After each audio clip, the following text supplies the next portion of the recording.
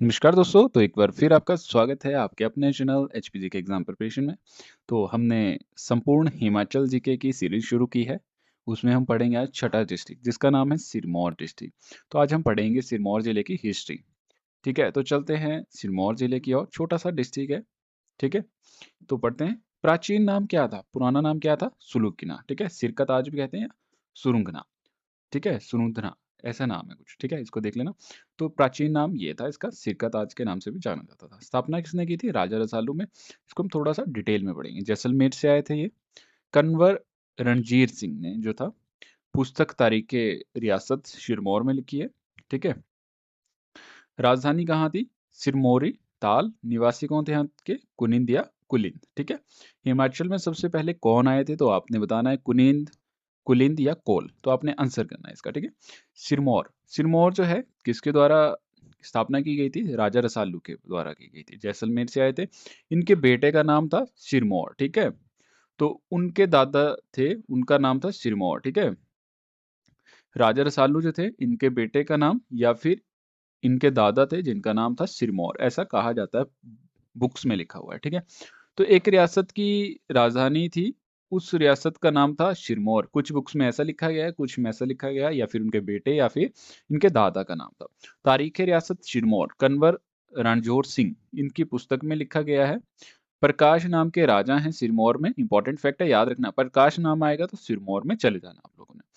Battle of Bhangani होती है भगत सिंह और गुरु गोविंद सिंह के बीच में। गुरु गोविंद सिंह जी इसमें जीत जाते हैं। 1886 से 88 के बीच में होती है, ठीक है? नेक्स्ट क्वेश्चन की ओर चलते हैं। जियोलॉजी सर्वे है सिरमौर का। देखो कितने सारे राजा हैं, आपने पढ़ने हैं। पीडीएफ शेयर कर दी जाएगी। अगर इस वीडियो पे 50 लाइक्स आते हैं तो वीडियो आपके साथ ग्रुप में शेयर कर दी जाएगी। अमर प्रकाश है, जोगिंदर प्रकाश जो है इसके बाद में आते हैं। 1333 से 48 के बीच में 47 से वो देखो ये है राजेंद्र प्रकाश। तो 1933 से 1948 के बीच में आते हो। अंतिम राजा थे किसके? सिरमौर के। चलते हैं पढ़ते हैं। मदन सिंह से शुरू करते हैं। 1046 ईस्वी में सूरजवंशी राजपूत थे ये, ठीक है? सिरमौर का राजा थे ये। और पत्नी जो थे, दख वृक्ष के नीचे बदन सिंह को जन्म दिया था। इनकी जो पत्नी थी, उन्होंने दख वृक्ष के नीचे किसको जन्म दिया था? बदन सिंह को जन्म दिया था, ठीक है? इंपॉर्टेंट इंपॉर्टेंट ही पॉइंट में चलेंगे हम। माहे प्रकाश एक 1108 से लेकर 1117 ईस्वी तक जो था इनका कार्यकाल रहता है। इनके पिता का नाम था सुमन प्रकाश। क्या नाम था? सुमन प्रकाश इनके पिता का नाम था। 1195 से 1199 के बीच में इनका कार्यकाल रहता है। जिनकी राजधानी थी राजबन। राजगढ़ किस लिए जाना जाता है? आंसर करेंगे सभी बच्चे। हिमाचल का सिरमौर जिले में राजगढ़ नाम है जगह का। तो peach valley of Himachal Pradesh भी कहा जाता है, पीच वैली ऑफ एशिया भी कहा जाता है जिसको, ठीक है? तो अंगूरों की सॉरी आड़ू की घाटी के नाम से प्रसिद्ध है। सिरमौर की सीमाएं गढ़वाल, भागीरथी, श्रीनगर, नारायणगढ़ यहाँ तक फैली हुई हैं। मालदा किले पर कब्जा कर उनका नाम माहे देवल रखा, ठीक है? माहे प्रकाश ने लक्ष्मी नारायण मंदिर का निर्माण किया। अब ये बच्चे बोलते हैं कि सर लक्ष्मी नारायण मंदिर तो चंबा में स्थित है, बट लक्ष्मी नारायण मंदिर जो है हिमाचल के हर जिले में स्थित है, ठीक है? चंबा का फेमस है, राइट? सभी को पता होगा। अगर क्वेश्चन आएगा तो अब क्वेश्चन ऐसे आ सकता है कि माहे प्रकाश ने कौन से मंदिर की स्थापना की है, तब आप लक्ष्मी नारायण मंदिर टिक कर सकते हैं वहां पे, ठीक है? डिटेल में आएगा क्वेश्चन तभी। राजा उदित सिंह है नेक्स्ट। 1217 से 1227 तक इनका कार्यकाल रहता है। सिरमौर की राजधानी जो थी राजवंश से कालसी स्थानांतरित चेंज की थी इन्होंने। और जब निजाम उल मुल्क मोहम्मद खान ने रजिया सुल्तान के खिलाफ विद्रोह किया तो उन्होंने जो था सिरमौर बड़धार की पहाड़ी में शरण ले ली थी यहाँ आके, ठीक है? याद रखना, रजिया सुल्तान ने के खिलाफ विद्रोह किया गया था तो यहाँ पे छिपे थे सिरमौर बड़धार में आके। कौल प्रकाश 1227 से 1239 तक इनका कार्यकाल रहता है। महासू जुब्बल बलसेन थरोज को अपने अधीन कर लिया था इन्होंने। तो इनके समय में भी कौन आई थी? रजिया सुल्तान यहाँ पे आई थी, ठीक है? राजा सुमोर प्रकाश जो थे, इनका कार्यकाल 1228 से लेकर 48 तक रहता है, ठीक है? 31 से होगा यहाँ पे, ठीक है? शायद। तो इनके बीच में ही थे ये राजा, राजा सुमशोर और सोमर प्रकाश जो थे। 1221 ईस्वी से 1248 तक इनका कार्यकाल रहा था, ठीक है? याद रखना। तो रितेश राजधानी थी इनकी और उन्होंने जो था रितेश किले पर कब्जा किया था जो अब क्योंथल में है और इसे अपनी राजधानी बनाया था। इसको मैं करेक्ट करके आपको बता दूंगा कितना कहाँ से कहाँ तक था, ठीक है? नेक्स्ट है राजा सूरज प्रकाश। राजा सूरज प्रकाश जो थे 1374 से 1386 ईस्वी तक इनका कार्यकाल रहता है। राजधानी रितेश से काल से चेंज की थी इन्होंने। अपने शासनकाल में क्या किया था इन्होंने, सिरमौर की जनता ने इनके खिलाफ विद्रोह कर दिया था। ठीक है, कालसी के विद्रोह में विरोध चल रहा था, तो पुत्री ने इस विद्रोह को दबा दिया था। जो इनकी बेटी थी उन्होंने इस विद्रोह को दबा दिया था। जुब्बल, बलसन, कुमारसेन, गौड़, साहरी, ठियोग, खाई और कोटगढ़ के ठाकुरों पर विजय प्राप्त की थी। किसने? सूरज प्रकाश ने। नेक्स्ट है राजा भक्त प्रकाश। 1374 से 1386 ईस्वी के बीच में इनका कार्यकाल रहता है।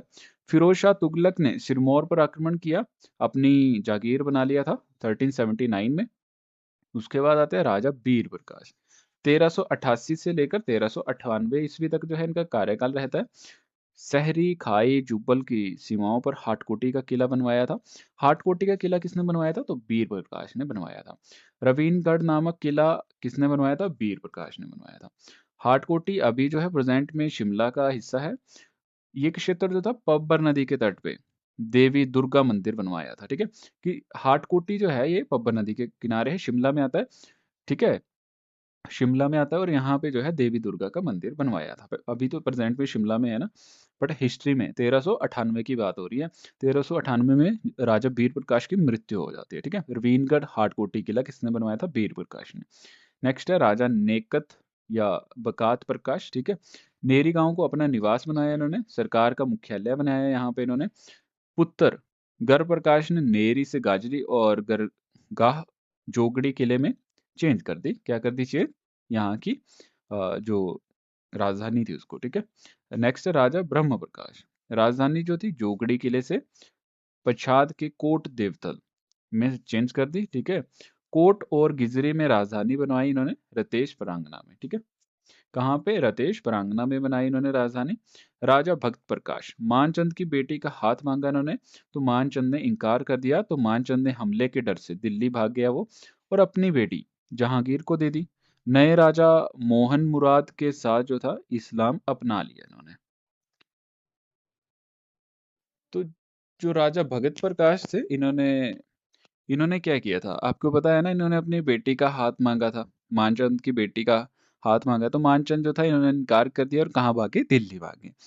तो इनकी जो बेटी थी जहांगीर को दे दी इन्होंने अपनी बेटी, और राजा मोहन मुराद के साथ अपना इस्लाम अपना लिया इन्होंने। देखो, इस्लाम अपना लिया गया है यहाँ पे। राजा बुद्धि प्रकाश आते हैं यहाँ पे, इन्होंने अपनी राजधानी जो थी राजपुरा बनाई थी। इंपॉर्टेंट इंपॉर्टेंट फैक्ट लेके आए हैं हम आपके बीच में, तो आपने याद रखना है। ठीक है, ये ओनली फैक्ट्स के ऊपर ही है वीडियो। राजा कर्म प्रकाश, इंपॉर्टेंट पॉइंट है, एग्जाम में पूछे जाते हैं। राजा कर्म प्रकाश जो है 1616 ईस्वी से 1630 ईस्वी के बीच में नाहन या नाहर, नाहन शहर आजकल नाम जाना जाता है, नाहन शहर और किले की नींव रखी थी इन्होंने। शहर और किले की नींव रखी थी इन्होंने। बाबा बनवारी दास के शिष्य थे ये, इनके वंशज आज भी जगन्नाथ मंदिर में रहते हैं। जब ये चलते थे तो साथ में शेर चलते थे। ठीक है, जैसे कहते हैं ना कि एक पता नहीं कौन से राजा थे मुगल, उनके दरबार में गए तो बोला पीछे आपके क्या घूमते रहते हैं, कहते हैं कि हमारे देवताओं का ये आशीर्वाद है। वैसे ही जो बाबा बनवारी दास थे इनके शिष्य थे करम प्रकाश। ठीक है, तो ये जगन्नाथ के मंदिर में रहते थे।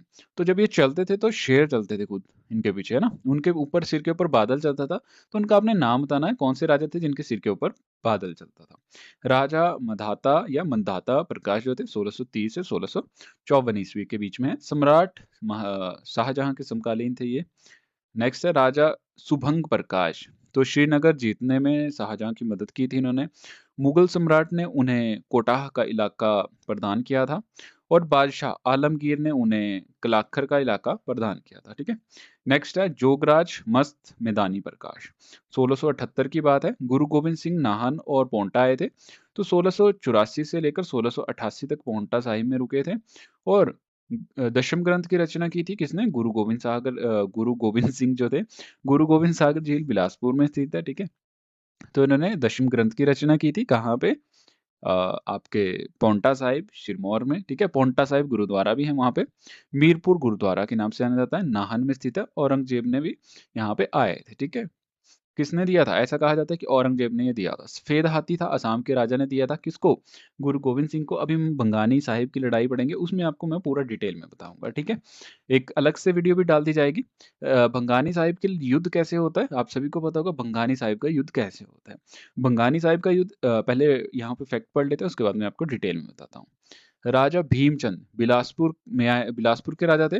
उस समय गुरु गोविंद सिंह जो थे 19 वर्ष के थे। यहाँ पे थोड़ा मिस्टेक हो गया। गुरु गोविंद सिंह जो थे 19 वर्ष के थे। तो इनके बीच में युद्ध होता है 15 अप्रैल 1687 से 88 के बीच में, और 18 सितंबर 1688 के बीच में। तो एग्जाम में ये पूछा जाता है। तो ये अलग-अलग बुक्स से उठाया गया है। तो डेट्स आपने चेक कर लेनी है। ये बुक्स से लिए गई डेट्स हैं, ठीक है? अपने अकॉर्डिंग कुछ भी नहीं लिखा गया है।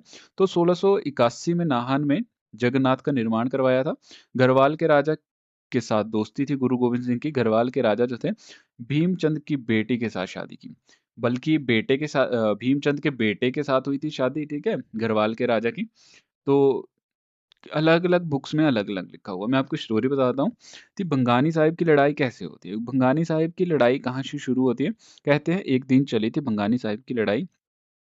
तो जो भीमचंद थे, इनकी तरफ से हरिचंद लड़े थे। ये शुरू कहाँ से होती है लड़ाई, इसको पूरी डिटेल में बताता हूँ। जो गुरु गोविंद सिंह थे, इनके पिता का नाम था तेग बहादुर सिंह। तो ये जो थे असम में रहते थे, इनके पिता। तो वहाँ के जो राजा थे वो इनके मुरीद हो चुके थे, मतलब इनके शिष्य बन चुके थे, ठीक है? तो फिर जब तेग बहादुर आ गए थे अनंतपुर साहिब में, तो यहाँ पे जो था ये इनके पुत्र जो थे वहाँ के राजा के, जिनका नाम था रतन रॉय। इनके पुत्र का नाम था रतन रॉय, ठीक है? तो उनको पता लगा कि अभी गुरु गोविंद सिंह जी जो हैं वो गद्दी पे विराजमान हैं। तो जो रतन रॉय थे वो उनके पास आए और बहुत ज़्यादा कीमती-कीमती तोहफ़े लेके आए, और साथ में एक छोटा-सा सफ़ेद हाथी लेके आए। तो इस हाथी का क्या नाम था? प्रसादी हाथी। बहुत हेल्पफुल थे। जैसे गुरु गोविंद सिंह तीर चलाते थे, तो वो तीर उठा के ले आते थे। पानी का गड़वा ले आते थे उठा के, तो लोग बहुत तारीफ़ करते थे इनकी। फिर उस सफ़ेद हाथी के पीछे जो थी ये लड़ाई हुई थी। तो गुरु गोविंद सिंह जो थे, पहले ये भी रोए थे, फिर इनको राजपूतों से उपाधि मिली थी। तो गुरु गोविंद सिंह के बेटे की शादी जो थी, गढ़वाल के राजा की बेटी के साथ होनी थी। किसके साथ होनी थी? गढ़वाल के जो राजा हैं, उनकी बेटी के साथ होनी थी। तो भूमिचंद ने जब देखा कि इनके पास सफ़ेद घोड़ा हाथी है, तो इसको मैं इनसे माँग लेता हूँ उधार और वापिस नहीं दूँगा। तो गुरु गोविंद सिंह जी ने कहा कि इसको मैं नहीं दे सकता हूँ, ये मेरे लिए बहुत प्यारा है। उन्होंने उधार माँगा, उन्होंने मना किया, तो भूमिचंद जो थे ये भड़क गए, बिलासपुर के राजा जो थे, ये भड़क के उन्होंने बोला कि दे दो, वो बोलते हैं नहीं। तो फिर आपस में इनकी नहीं बनी। तो फिर क्या हुआ कि भूमिचंद जो थे, इन्होंने यमुना पार करके जाना था। तो यमुना पार जो थी, वहाँ पे किसका इलाका था वो? वो गुरु गोविंद सिंह जी का एरिया था। तो भूमिचंद जी थे, भूमिचंद ने क्या किया, भूमिचंद ने बोला कि पूछ के आओ गुरु गोविंद सिंह जी को कि हम आ सकते हैं उधर से। तो उन्होंने बोला, गुरु गोविंद सिंह भी ज़रा गुस्से में थे उस समय, तो उन्होंने बोला, "अगर हिम्मत है तो जा सकते हो यहाँ से।" तो उनके बेटे जो थे वो तो चले गए, उनको तो गुरु गोविंद सिंह जी ने खुद भेजा, और वो लंबे रास्ते से आए भीमचंद, ठीक है? तो जब वो वहाँ पे पहुँचे जाके गुरु गोविंद सिंह जी, तो वहाँ पे क्या होता है, वहाँ पे जो है गुरु गोविंद सिंह जी पहुँचते हैं, तो शादी में पहुँचते हैं जाके, तो अपने करीबी किसी को भेज देते हैं शादी में, जिनका नाम क्या था? जिनका नाम था नंदचंद। वो खुद तो नहीं जा पाते हैं शादी में, क्योंकि वो गढ़वाल के जो राजा थे, फ़तेह सिंह, उनके काफ़ी रिलेटिव थे, ठीक है? अच्छे से रहते थे उनके साथ, और वो गुरुजी के मुरीद भी थे। तो कहा जाता है कि उन्होंने अपने जो सैनिक होते हैं या फिर उनके कोई सेनापति होंगे, गुरुजी के, उनको भेजा नंदचंद को, तो उन्होंने 1 लाख रुपए जो था लड़की को देने को कहा। तो वो लेके गए वहाँ पे, और वहाँ पे भूमिचंद ने उनको देख लिया। तो भूमिचंद कहते हैं फ़तेह चंद को कि ये क्या कर रहे हो आप? इनको वापिस करो, नहीं तो हम वापिस बारात अपनी वापिस ले जाएँगे, ठीक है? तो फ़तेह सिंह तो फँस गए बीच में, तो उन्होंने फिर पैसे लेने से इनकार कर दिया। तो इसके बाद जो है युद्ध होता है, भंगानी साहिब का युद्ध होता है, जो कि 1 दिन तक चला था, और भीमचंद ने कहा फ़तेह सिंह को कि हम जो है गुरु गोविंद सिंह के खिलाफ लड़ेंगे। तो उन्होंने एक फ़ौज तैयार की, जिसमें जो था फ़तेह सिंह भी थे, हरीचंद थे, और गुरु गोविंद सिंह जी से लड़ाई हुई। तो हरीचंद ने क्या किया, पहला तीर 3 तीर चलाए थे, तीनों में से एक भी तीर नहीं लगा था गुरु गोविंद सिंह जी को। तो और गुरु गोविंद सिंह जी ने एक तीर चलाया, वो माथे को चीर गया, उनके माथे पे लगा और हरिचंद की मृत्यु हो जाती है। तो ये थी भंगानी साहिब की लड़ाई, और इसमें जो था भीमचंद जो हार गए थे। तो फिर वो वापिस पौंटा साहिब से कहाँ पे चले गए थे, अनंतपुर साहिब में चले गए थे। नेक्स्ट आ जाते हैं राजा भूप्रकाश। 1703 ईस्वी में इनका कार्यकाल रहता है। दिल्ली सम्राट ने उन्हें खिल्लत और भीम प्रकाश की उपाधि से सम्मानित किया था। उसके बाद आते हैं भिज्जी प्रकाश। भिज्जी प्रकाश जो थे, उनकी रानी कुमाऊं से काली माँ की मूर्ति लाई थी, जिसे कालिस्तान मंदिर में स्थापित किया गया था। ठीक है। नेक्स्ट आते हैं कीरत प्रकाश। श्रीनगर के राजा को हराया था इन्होंने। नारायणगढ़, रामपुर, थानाधार, रामगढ़, मोरनी, पिंजौर, जगतगढ़ पर कब्जा किया था। प्रेजेंट में मोरनी हिल्स कहा जाता है इस जगह को। ठीक है। अमर सिंह पटियाला के राजा से गठबंधन किया, किसने, राजा कीरत प्रकाश ने। पिंजौर किले पर कब्जा कर लिया। कब्जा कर क्या किया इन्होंने, गरीबदास के द्वारा नियुक्त प्रभारी गंगाराम को मार डाला। जो यहाँ के प्रभारी थे उनको मार डाला। तो गरीबदास जो थे मणि मांजरा परिवार के संस्थापक माने जाते हैं, आपने याद रखना है। 84 गांव प्राप्त थे इनको दिल्ली साम्राज्य से, दिल्ली सल्तनत से इनको 84 गांव जो थे प्राप्त थे। नेक्स्ट आते हैं जगत सिंह। सिरमौर और पटियाला राजाओं के बीच पुरानी मित्रता थी। गुलाम कादिर रोहिल्ला को हराया था इन्होंने। अ, इनको जो था हराया था। ठीक है। तो कहासन का युद्ध भी कहा जाता है इसको। विजय की स्मृति में उन्होंने जो था कटासना देवी मंदिर बनवाया था यहाँ पे। नेक्स्ट है धर्म प्रकाश जो आते हैं। जगत सिंह प्रकाश के छोटे भाई थे ये। राम सिंह हिंदूर के साथ छलरा बहरा में लडार छताराटू शांति की संधि हुई थी यहाँ पे। ठीक है। कुछ नाम ही ऐसे हैं। कोई संतान नहीं थी इनकी, तो इनके जो भाई थे कर्म प्रकाश ने उनका स्थान लिया था। तो कर्म प्रकाश जो है ये मेन इंपॉर्टेंट रोल प्ले करते हैं। 1796 से 1815 तक जो था इनका कार्यकाल रहता है। तो वाइफ जो थी इनकी गुलेर की रानी थी। ठीक है। धर्म प्रकाश का छोटा भाई था कर्म प्रकाश। ठीक है। अजीत सिंह, प्रेम सिंह और किशन सिंह ने राजा के भाई कन्वर रतन सिंह के साथ जो था षड्यंत्र किया और राजा की 32 मील दूर दून में घेर लिया। ठीक है। बट राजा वहां पे बच जाते हैं। उसने राज्य पाने के लिए अमर सिंह थापा की मदद ली फिर से, और गोरखाओं ने कन्वर रतन सिंह को निष्कासित कर दिया। तो कर्म प्रकाश की स्थिति बेहतर नहीं थी। तो अमर सिंह थापा ने अपने पुत्र रणजोर सिंह को सिरमौर का प्रशासनिक नियुक्त कर दिया। ठीक है। ये देखो, कर्म प्रकाश के साथ भी वहां पे ऐसे षड्यंत्र किया गया था जैसा ईश्वरी सेन के साथ किया गया था। तो जैतक किले का निर्माण भी किसने करवाया है, कर्म प्रकाश ने करवाया था। तो कर्म प्रकाश जो थे अंबाला जाते थे फिर अपनी फैमिली के साथ, और 1796 में वहां पे युद्ध होता है। वो बहुत ही खूनी युद्ध हो कह सकते हैं आप। वाइफ जो थी गुलेर की रानी थी, उन्होंने सब बताया कि अंग्रेज जो ऑक्टरलर्नी जो थे एजेंट थे उनको सब बताया लुधियाना में जाके। क्यों, उन्होंने बताया कि 1815 में अंग्रेजों ने गोरखों को वहां से खदेड़ दिया था।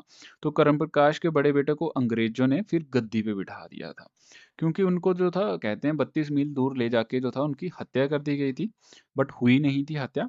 फतेह सिंह जो थे उस समय 6 साल के थे। ठीक है। नेक्स्ट चलते हैं पंजौता आंदोलन, जो कि बहुत ही इंपॉर्टेंट है, हिमाचल के इन आंदोलनों में बहुत इंपॉर्टेंट रोल प्ले करता है। पंजौता आंदोलन होता है 1942 में होता है ये। ठीक है। 69 जो व्यक्ति थे इस आंदोलन में गिरफ्तार होते हैं, कुछ जुब्बल भाग गए थे। लीडर कौन कौन थे, लक्ष्मी सिंह और वेद सूरत सिंह। तो प्रधान लक्ष्मी सिंह थे, सचिव वेद सूरत सिंह थे उस समय। इस समय जो था सेकेंड वर्ल्ड वॉर हुई थी। बंगाल में अकाल पड़ा था, बिगार प्रथा हुई थी, सरकार के अनुसूचित आदेश थे कि अनाज आप नहीं बेच सकते। तो अक्टूबर 1942 को क्या होता है, टपरोली गांव में एक बैठक होती है जिसको पंजौता किसान नाम दिया गया। ठीक है।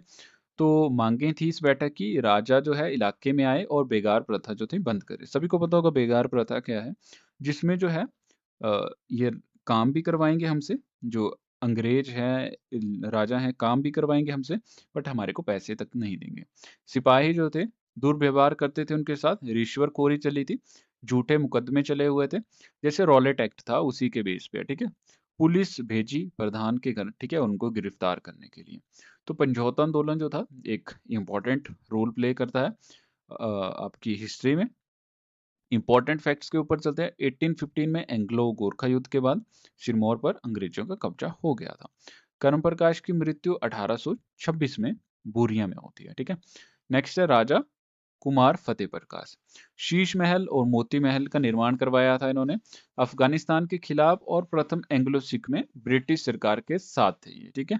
नेक्स्ट है टिक्का सुरेंद्र विकास राम। तो KCSI, night commander of the order of the star of India, appointment किया गया था 9 नवंबर 1901 को। ब्रिटिश आर्मी के कमांडर थे ये। 1902 में क्या होता है, मेंबर बने थे ये। तो इंपीरियल लेजिस्लेटिव काउंसिल में 5 साल तक रहे थे ये। 13 सालों तक इनका कार्यकाल रहा था। टोटल फॉरेस्ट एंड कम्युनिकेशन में डेवलपमेंट किया इन्होंने काफी ज्यादा, ठीक है। उसके बाद आते हैं राजा शमशेर प्रकाश। 1856 से 1898 के बीच में आते हैं। तो 1856 में 10 वर्ष की आयु पे गद्दी में बैठ गए थे और 1967 में 11 सालों की उपाधि, यहाँ पे होगा 11 तोहफों की इनको वो दी गई थी, सलामी दी गई थी, ठीक है। तोहफे होंगी यहाँ पे, ठीक है। 1887 की क्रांति में अंग्रेजों का साथ दिया था इन्होंने, तो 7 तोहफों की सलामी दी गई थी 1887 में भी इनको। मृत्यु के बाद रानी की याद में रानीताल बाग के नाम से एक उद्यान बनाया गया। स्यापा प्रथा पर रोक लगाया गया। मृत्यु के समय जो विलाप करते हैं उसके ऊपर इन्होंने बंद कर दिया था।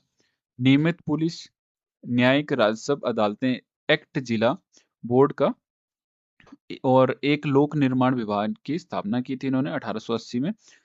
सत्यो का पहाड़ एक नगर पालिका सिरमौर को दी थी। नाहन में फाउंड्री की स्थापना की थी, ठीक है।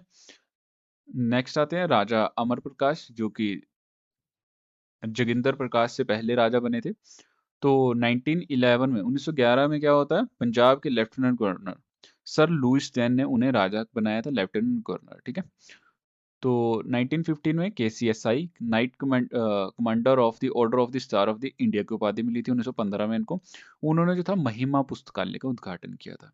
हिमाचल का सबसे पुराना पुस्तकालय कौन सा है, महिमा पुस्तकालय। नाहन कालांब तक सड़क का निर्माण किया था इन्होंने। 13 अगस्त 1933 को बयाना में अंतिम सांस ली इन्होंने, मर गए थे 1933 में। 11 तोहफों की सलामी दी गई।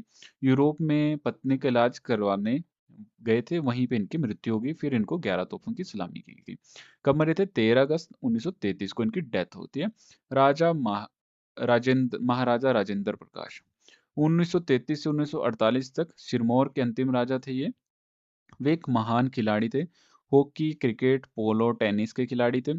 सिरमौर प्रजामंडल की स्थापना 1935 से 36 के बीच में की थी इन्होंने।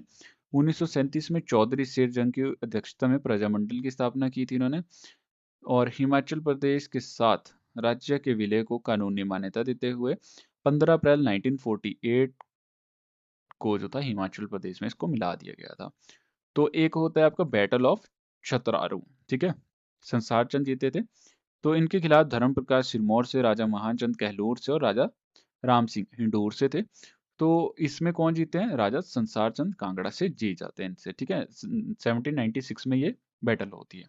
तो ये थी हमारी सिरमौर डिस्ट्रिक्ट की हिस्ट्री। छोटी सी डिस्ट्रिक्ट है, छोटी सी हिस्ट्री है।